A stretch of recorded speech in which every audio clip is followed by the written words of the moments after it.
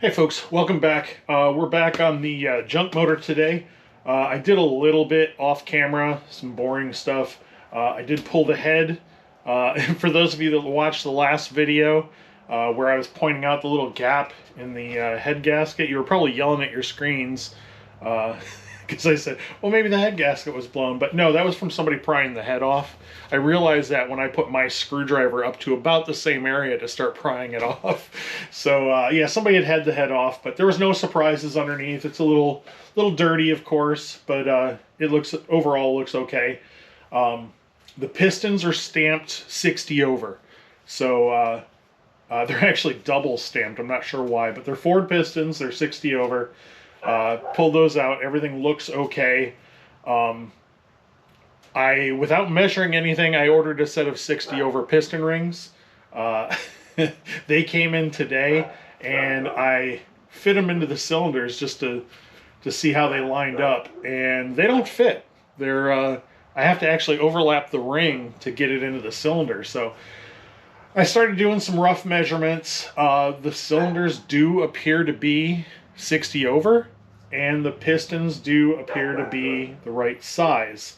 So I'm not sure right now why the rings are so tight. I apologize for the neighbor's dog. I can't do anything about that. But I'm going to take this block home. It's starting to get cold here, so I'm going to take this home. It's a little warmer in my garage. I'll clean it up and paint it and all that stuff. But I'm going to run a 3-stone hone through the cylinders, clean them up a bit, take some more accurate measurements, and just make sure everything looks to be 60 over. If it's 60 over and I've got to file those rings, I'll do that. I could order some 40 over rings and see how they fit, but I don't know if I want to spend the extra 50 bucks on 40 over rings. So we'll see after I get the measurements, know what I'm going to do. But I did take one of the original rings and put it down in the cylinder, and that had like a 3/16 inch gap on it. So I don't know what was going on. If this motor was running like that, it was smoking for sure. But definitely don't want to use the old rings, and the new ones don't fit. So I've got some more playing to do. I also found some caps that tightened up the mains a little bit, so we should be good there. One funny thing, the center cap that I found, I had a spare center cap, and when I put it on, I was measuring everything just with plastic gauge, and I know everybody says, oh, that's not very accurate, but it's good enough for here. But one thing I noticed was the center cap was getting dented. The babbitt was getting dented by the plastic gauge, and I have heard that the old babbitt was more lead than, what is it, tin or nickel, whatever's in there, and they changed it. But maybe that's the case. Maybe it's a really old cap, but none of the other caps did it, so I'm not comfortable using that one, so I'm going to swap that out for another one. But it was just really odd that the plastic gauge was denting the babbitt in that, so you could actually see, I don't know, I would say it probably dented it about 1/1000th of an inch, so it wasn't giving me an accurate reading. I actually, when I torqued down the cap, the crank wouldn't move anymore, so clearly it was not giving me the correct readings. So I'm going to get rid of that cap and use one that doesn't get bent or dented by plastic gauge, and then we should be good to go. But for today, since everything else seems to have gone wrong, I'm going to get the valves and the cam and the crank all out, and then I'm going to load this up in the car to take it home to clean it up. If I have some time, it's already late in the day, so it's getting dark. But if I have some time, we might do some small stuff on the car that this is going to go into. I need to pull the transmission out just to clean it up and get it out of the way for testing this. And it's got one flat tire on it, so I think when I'm changing that, I also want to pull the drum and see what's left of the brakes in there. Right now, there seems to be no brakes at all, so I don't know if everything's been removed out of there or it's just adjusted way back or what. So maybe we'll get a chance to look at that too. But let's go ahead and get these valves out, and we can get this part of it done, get it cleaned up, and then hopefully in the next video we'll get it all back together and get it ready to run.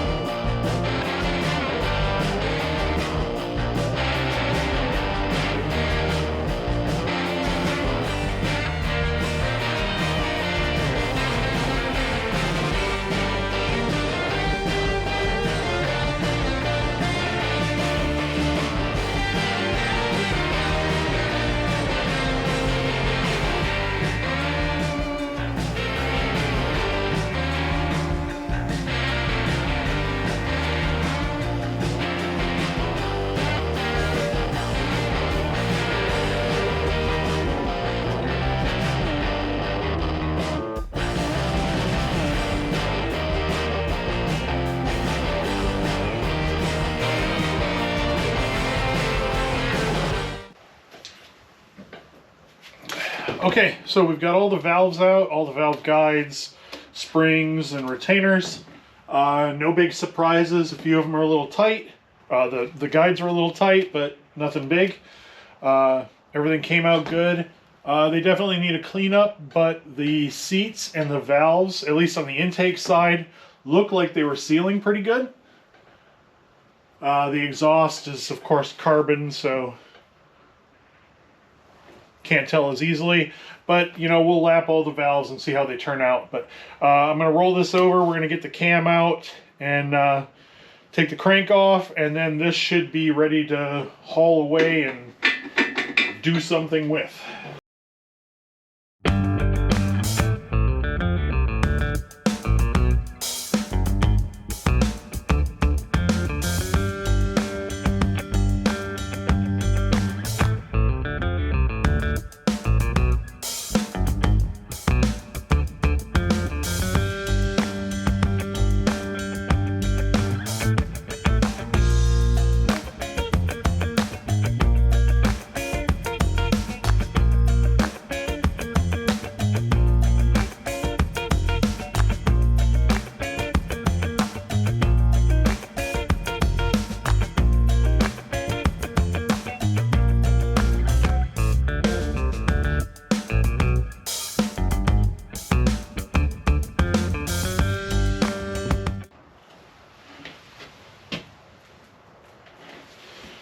Okay guys, I don't know if you can see that, probably not. I'm gonna grab a light. So we're definitely gonna have to replace this cam gear. Let me see if I can do this with multiple hands. So if you can notice it, maybe you can see the oil kind of squishing around. It's loose on that hub, so we're definitely going to change that out. It was looking like it was pretty good, but yeah, it's definitely moving, and I've got another one already, so we don't want to risk that. There's no point in not swapping it out, so we'll do that. Lifters actually look good. So let me get those out and mark them.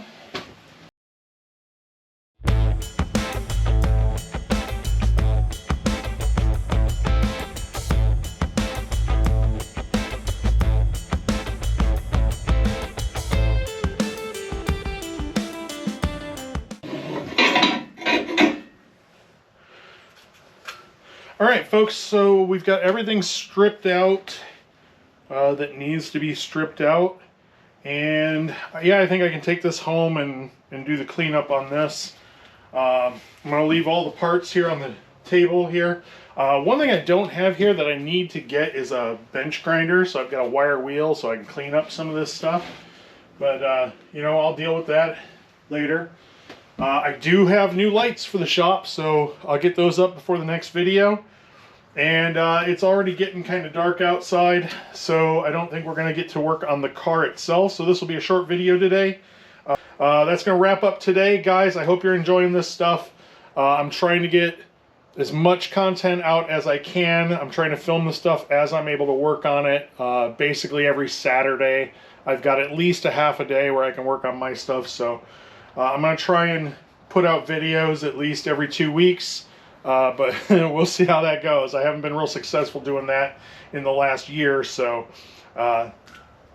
we'll get this cleaned up and get it ready to be put back together. And in the next video, I'll update you guys on what I found with the piston rings, and hopefully we'll get this all back together. All right, I'll see you guys soon.